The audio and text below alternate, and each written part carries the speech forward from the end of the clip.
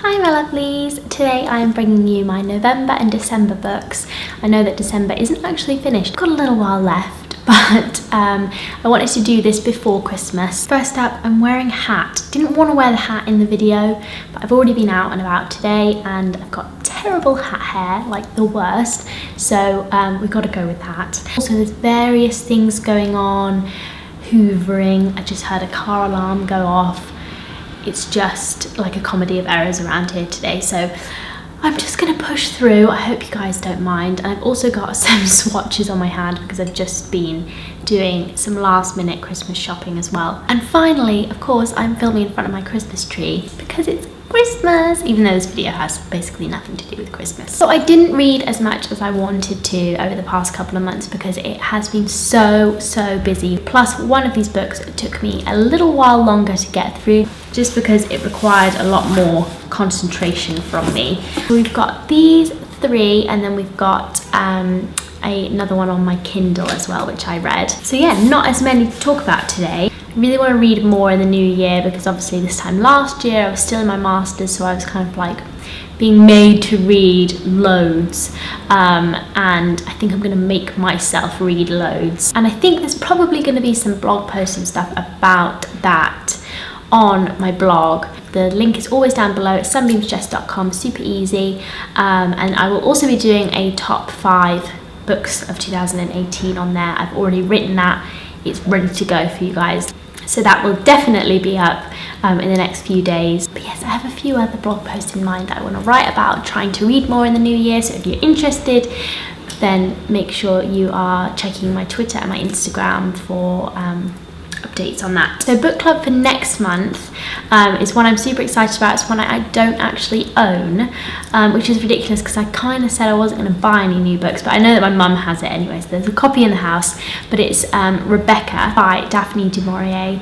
I'm sure many of you guys have read this. It's another one kind of like The Colour Purple that I've been meaning to read for ages, and I want to give myself an excuse to read it, and maybe lots of you guys feel the same way as well. So I believe it's a gothic novel, but I don't know too much more about what it's about. I don't know how I've managed to have this big fat hole in my reading life, but I have. So yeah, if you guys want to join me on that, please do. I'm super excited about it. Back to this month's book club book, which was The Colour Purple by Alice Walker. So yeah, like I said, kind of a classic. Super interested to hear what you guys think of this. I really liked this book. You can see lots of Alice Walker and lots of other things that I've read, and I actually found it quite uplifting considering how dark it is. So for those of you guys that didn't read it, it's set in the deep American South. It's during segregation, and it follows mostly a girl called Celie. It's in epistolary, I believe the word is, format, which is basically just letters. And then there's also a few letters in it by her sister Nettie as well, which documents her travels to Africa. Kind of getting a little bit of the African American diaspora stuff coming in here. Yes, I know that a couple of you commented to me that you didn't love the African elements as much, and they were definitely slower, but they're kind of like super important to some of the themes, I think, of the novel. But I kind of know what you mean. They are a little bit slower and they kind of break up some of the plot that goes on. So things I loved about this and that surprised, I don't know why they surprised me because I've read a lot of essays for various other novels and stuff that I've done, which having obviously also analysed this, I shouldn't have been surprised really, but the queer desires going on in this book and all of the stuff about women and femaleness and women's labour, and yeah, the way that the women create their own worlds to kind of oppose their oppression in the patriarchal world. All of that stuff I really loved. So the relationship between Celie and Sugar Avery, obviously those two have a really complex relationship which kind of like crosses lots of boundaries, both romantic and familial. I thought the ideas about faith and belief and God were really interesting in this, and I found them very moving and touching, and I found Celie's journey really just moving. There's sexual abuse, physical abuse, verbal abuse happening in this novel, so please be aware of that if you haven't read it but you kind of want to read it now. Yeah, that's all very prevalent in the novel. It's very dark, but yes, there's a lot of light in this novel as well. I love the ideas about music and art, and obviously there's a lot of kind of post-colonial things happening. This book was written in, or published in 1985, I believe. So yeah, there's lots of kind of post-colonial themes coming through in the Africa stuff as well, which is very important, and also feeds into the ideas about God, faith and belief as well. So yeah, I really liked this book. I would definitely recommend it. I think it's a really important novel. So yes, that's my review of The Colour Purple. I don't really have anything bad to say about it, to be honest. I think maybe one of my only criticisms of it is that it kind of expects too much of the individual in the novel to kind of turn their own life around. I think that obviously it would have been a lot more difficult to have that happy ending in real life, but at the same time it does give you that satisfactory happy ending, and they will have existed as well. But that's probably my only criticism of it, which isn't really a criticism, it's just something that I'm sure has been brought up before. So yeah, that's all from The Colour Purple. I hope you guys enjoyed it if you read it. From the emails that I read, you guys seem to really like it. Let's do Milkman next. So this is Milkman by Anna Burns. This just recently won the Man Booker Prize for 2018.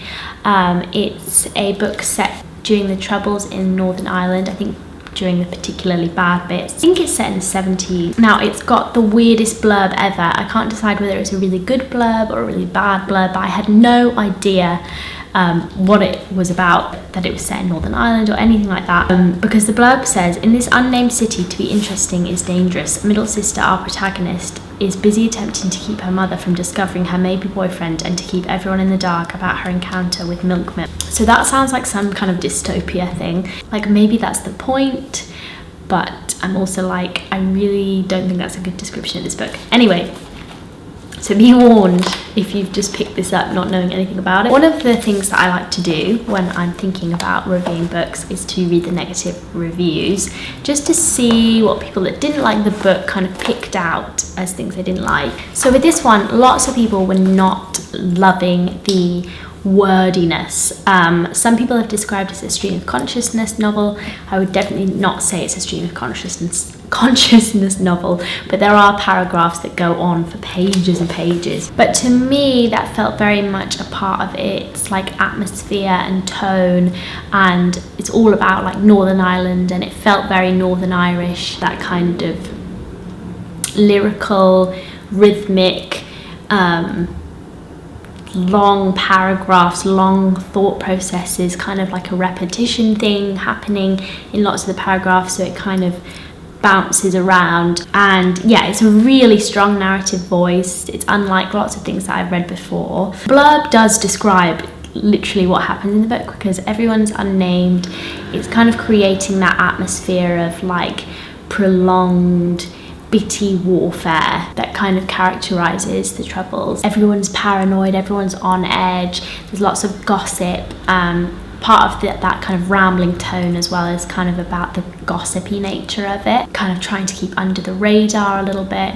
And the problem is that the main character kind of comes on the radar because she is pursued by a paramilitary called Milkman, who just will not let her alone, but in a very subtle way, in such a way as to make kind of everyone start gossiping even though nothing is happening. And there's some great stuff about being a woman and being pursued in a way that you don't want to be. And in fact, the political stuff is certainly at work here, and despite everyone being nameless and the whole city being nameless and the conflicts being nameless, there's certainly a lot of specificity happening. However, the kind of gender element, descriptions and analysis of being a woman is really astute in this, and it's really interesting the ways that the two then also cross over, like how it is to be a woman in that kind of environment. But there's a lot of like sadly very relatable moments in this book. There's also a lot of like humor, It's in there's some dark humour, but there are so many layers to this book. I could go on and on and on and on about the role of mental health in this book, and how that also has like a kind of otherness, kind of communities, and how communities work and function, and how like word spreads around people. Anyway, I think the best way to read it and the easiest way to read it is just to let it kind of flow over you and take it in as if someone's really speaking to you. Yeah, it can feel very intense, but you can just see how long the paragraphs are. Once she gets going on an idea, and she kind of like moves through the idea and circles back to it and repeats it. So the prose is quite heavy, but I think there's loads of interesting ideas in here, and like I said, there's lots of layers to it. I think it's really worth a read. I wasn't expecting to like it, because sometimes they pick a book for the Man Booker Prize and you just think, oh, this is just too pretentious. But I think this one's like genuinely really interesting and really good. So yes, I would recommend reading it. But yeah, it does take a little bit longer, it's a little bit slower. One I'm super excited about is How Long Till Black Future Month by N.K. Jemisin. If you guys don't know, I'm sorry if you've heard me say this a million times, I wrote on N.K. Jemisin's books, the Broken Earth trilogy, for my master's dissertation. So this is her most recent publication. This is a book of short stories, and I absolutely loved these, unsurprisingly. They are all speculative fiction, so kind of a mixture of sci-fi, fantasy stuff. And there's a really diverse range of stories here. There's one set in like cyberspace, there's one set in like New Orleans, just after the Haitian Revolution. There's one set in Italy, I believe there's one. There's stories about food, there's stories about train lines in New York. There's stories about parasitic aliens. Literally everything you can think of is here. Jemisin's imagination is incredible. I don't know how she does it. I'm in awe. I love her. One thing I don't like is the title. It's the title of an essay that she wrote on her blog, which I agree with wholeheartedly, but that essay is not in this book, and I just think it just could have had a better title, like maybe one of the titles of the stories. I know that it's kind of quite impactful, and I kind of get why she's done it for that reason, but I just don't really like the title of it that much. There's lots of the same sorts of things that I loved about Broken Earth in here. Someone's decided to start hammering outside. There's lots of the same stuff that I liked about Broken Earth in here, so lots about materiality and the way that human thought influences matter, and like reality, and also emotions, how places like whole cities become their own like organism almost. Stuff about food and how your food can really like affect you materially. What a theme that I found interesting running throughout was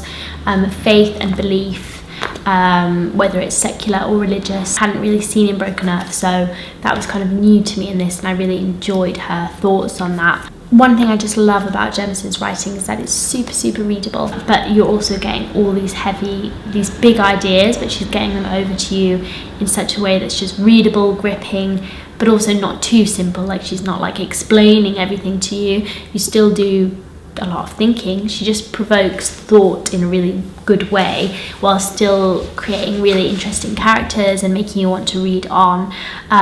So I think even if all of that sounds really obscure, what I just said about materiality and stuff, it's really kind of, it's not as complex as that when you actually read it. Like, they're just really good stories, like good yarns, and I recommend her to everyone, even if you are unsure about speculative fiction. She honestly writes so well. I just love her, and I will be reading every single thing that she publishes forevermore. I actually haven't read the first series that she wrote, so that's something for me to do soon. But yeah, she's exploring everything, like what makes a human, what makes people, can other things have like a humanity? Yeah, I love her. So next up we have The Three-Body Problem by Cixin. I will have butchered that pronunciation. I tried, let it be known that I tried, but I read this one on my Kindle, so I don't have a copy of it, but it is a hard science fiction novel that's been translated into Chinese, I think probably like about 4 years after it was published in China, and it was a runaway hit there, and then it went on to win the Hugo Award, I think, once it had been translated. So, how to describe this book? It's heavy on the physics and the quantum physics. It's really sciencey, which I loved because it's something that I'm super into at the moment, is that like science literature crossover. I just find it a really interesting way to learn about science, and I think it's inspired me to do lots more kind of non-fictional reading about science. So this book really started off very slow for me. I just think I wasn't getting a hold of it.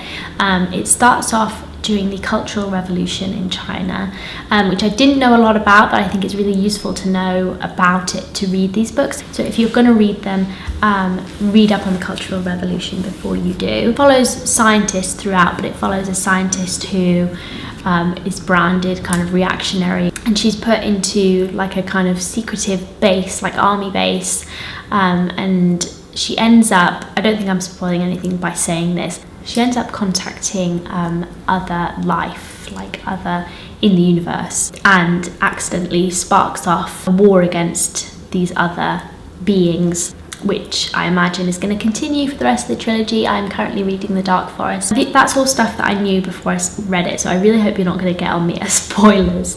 But that you kind of find that out over the course of the novel, and you find out the details of what happens.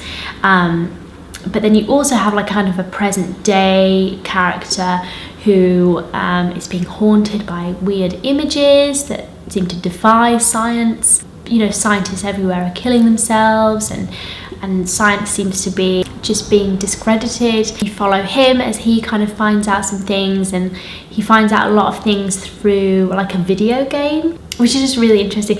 I can't really describe it because it's so sciencey and I'm not knowledgeable enough. That's the basic plot. But yeah, this started off super slow for me. I just couldn't get into it. It does take a while to warm up to, and also because it is translated Chinese, I think the translator did a really excellent job with this. I can't imagine how hard it must have been to do it, and I think translators never get enough credit. But it certainly has it's just like a culturally different style of writing, I think. And I think there's some really beautiful, subtle character progression happening throughout the book. Like there's a lot of non-sciencey things happening as well. Like I said, there's some really interesting kind of inching towards like character progression that's very subtle and very kind of artfully woven. There's just some ideas about what does it mean for the human race to kind of come into contact with other life forms, other intelligent life forms.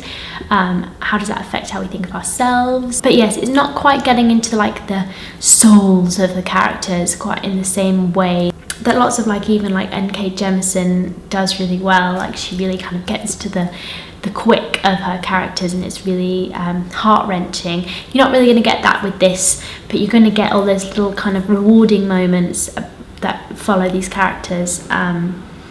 It's not super realistic, by the way, even though it's very sciencey. It's not. There are some kind of leaps, and you've just got to go with it. It's kind of like an incredible story. I can't imagine what it must have been like to put together, and I really enjoyed it, and I ended up enjoying it. I pushed through the first 50 to 100 pages, and then I was like, and then you get into the meat of it, and it's really, really good.